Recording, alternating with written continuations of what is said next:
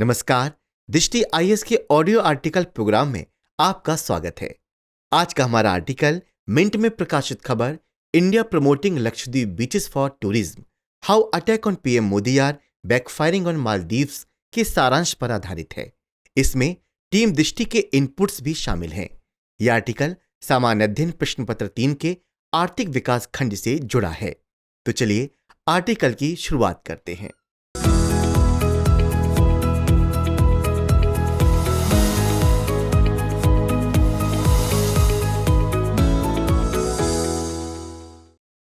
हाल ही में प्रधानमंत्री नरेंद्र मोदी की लक्षद्वीप यात्रा ने भारतीयों में स्वदेश पर्यटन की नई लहर जगा दी है। लेकिन इस कार्य को जितना प्रधानमंत्री की यात्रा ने नहीं किया, उतना मालदीव के नेताओं ने कर दिया। दरअसल मालदीव के नेताओं पर लक्षद्वीप के पर्यटन क्षेत्र के रूप में विकसित होने के डर से असुरक्षा की भावना हावी हो गई, जिसकी वजह से उन्होंने कुछ अपमानजनक टिप्पणियां कर दी हैं। और इसका परिणाम ये हुआ कि इन टिप्पणियों ने भारतीयों की सोई हुई देश प्रेम की भावना को जागृत कर दिया। बीते दिनों सोशल मीडिया प्लेटफॉर्म एक्स पर #बायकॉट मालदीव ट्रेंड करने लगा।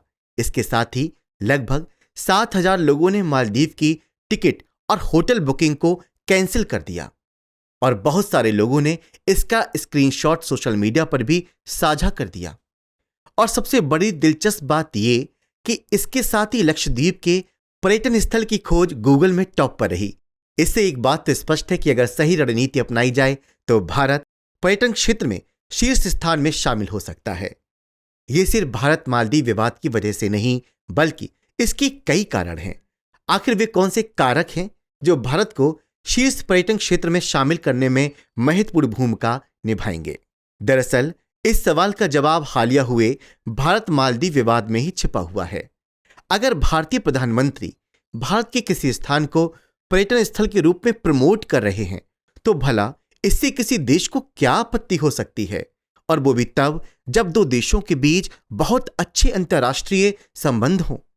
मालदीव को लक्षद्वीप के पर्यटन स्थल के रूप में प्रमोट करने की बात इसलिए अखरी क्योंकि हर साल भारत से लाखों पर्यटक मालदीव जाते हैं। मालदीव पर्यटन मंत्रालय के आंकड़ों के अनुसार साल 2023 में 2,09,000 से अधिक भारतीयों ने इस द्वीप राष्ट्र का दौरा किया। 2022 में यह संख्या 2,41,000 से अधिक थी, जबकि 2021 में 2,90,000 से अधिक भारतीयों ने मालदीव के लिए उड़ान भरी। ये आंकड़े स्पष्ट करते हैं कि मालदीव जैसे पर्यटन आधारित अर्थव्यवस्था वाले देश के लिए भारतीय पर्यटक कितने महत्वपूर्ण हैं। ऐसे में अगर लोग लक्षद्वीप का चयन पर्यटन स्थल के रूप में करेंगे, खासतौर पर भारतीय, तो इसका प्रत्यक्ष प्रभाव मालदीव की अर्थव्यवस्था पर पड़ेगा। यह गौर करने वाली बात है कि जब भारत के पर्यटक किसी देश की अर्थव्यवस्था को इतना प्रभावित करते हैं, तो अगर ये पर्यटक भारतीय स्थानों का चयन टूरिस्ट डेस्टिनेशन के रूप में करेंगे, तो ये भारतीय अर्थव्यवस्था को कितना प्रभावित करेंगे। सबसे बड़ी जनसंख्या वाला देश होने की अगर समस्या है, तो लाभ भी हैं। हर साल लाखों भारतीय पर्यटन के लिए विदेश यात्रा करते हैं।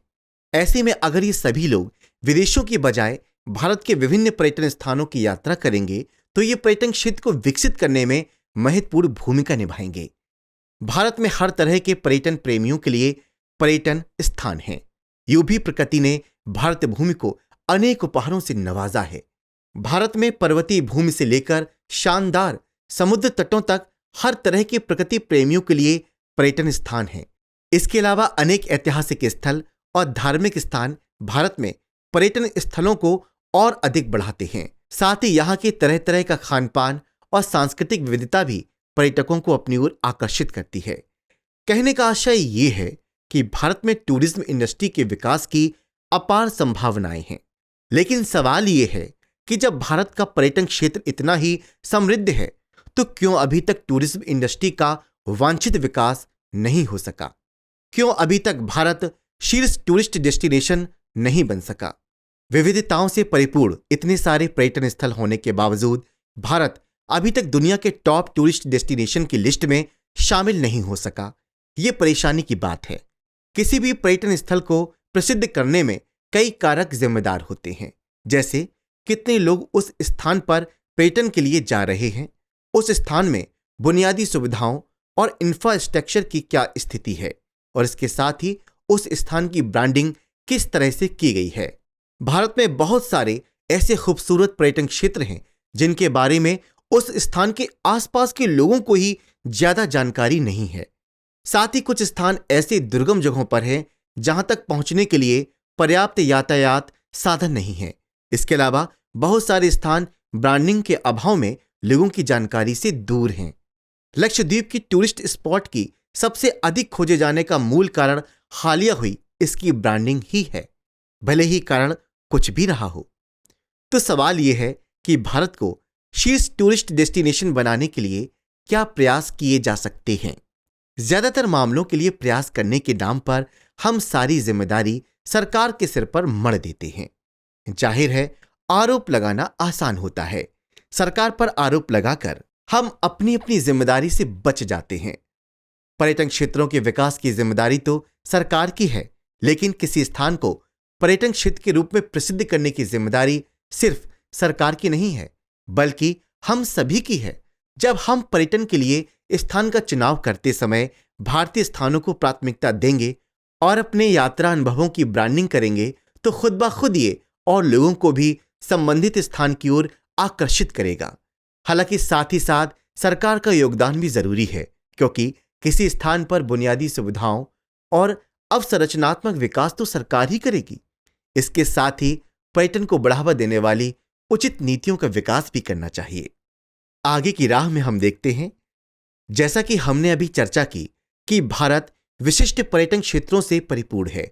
जरूरत है तो बस उसके उचित विकास और प्रचार प्रसार की।